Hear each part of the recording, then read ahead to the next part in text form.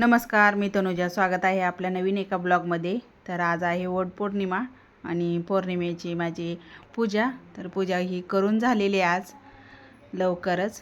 तर नंतर पुरणपोळीचा स्वयंपाक ही बनवायचा आहे.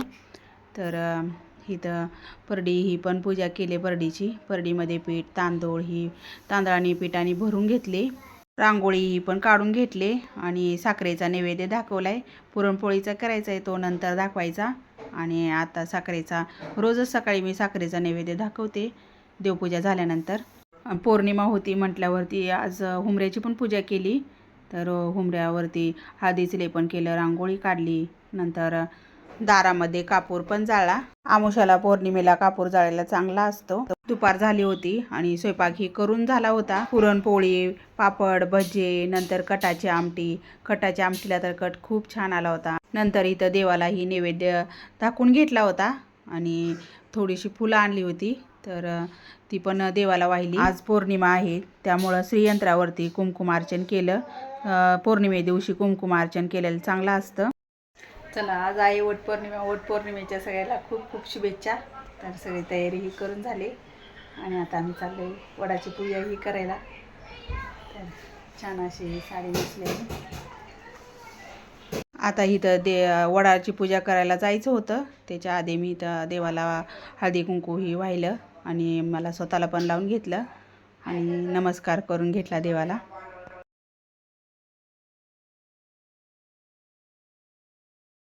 दोघीसाठी 2 ताटं तयार करून घेतलेत वडाची पूजा करायला जाण्यासाठी. आम्ही चाललोय वडाची पूजा करायला. चला. सोसायटीतच वडाचं झाड असल्यामुळं वडाची पूजा करायला बाहेर कुठं जायची गरज नाही. तर इथंच सोसायटीमध्ये गेटजवळ वडाचं झाड आहे. तर इथंच आलो आहे आम्ही आता पूजा करायला.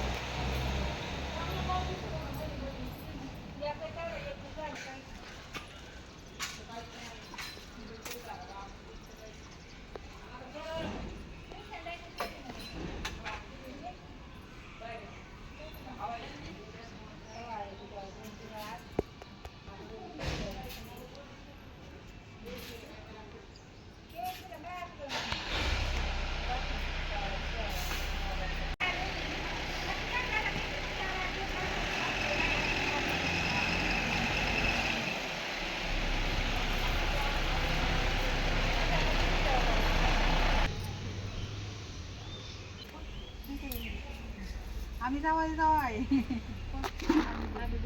आमचं गेलं पुढे घेऊन. आम्ही दुकानात गेलो.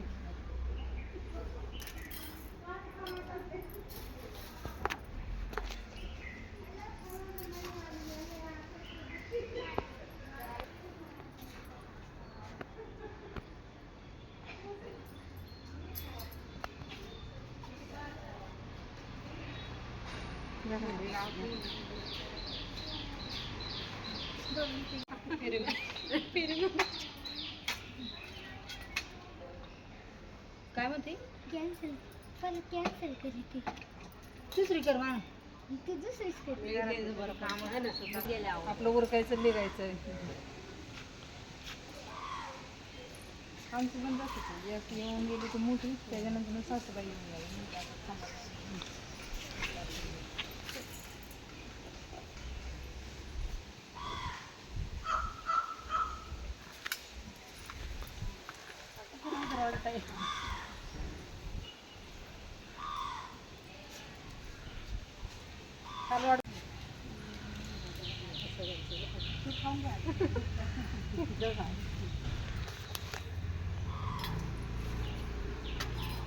नंतर घरी आलो. घरी आल्यानंतर सगळ्यांचं जेवणही झालं होतं.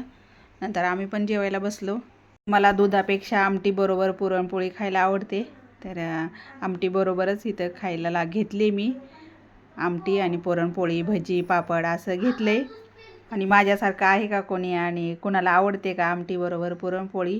तर चला, असा होता आजचा वटपौर्णिमेचा ब्लॉग. कसा वाटला सांगा कमेंट करून. आवडला असेल तर लाईक करा, शेअर करा, सबस्क्राईब करा. धन्यवाद.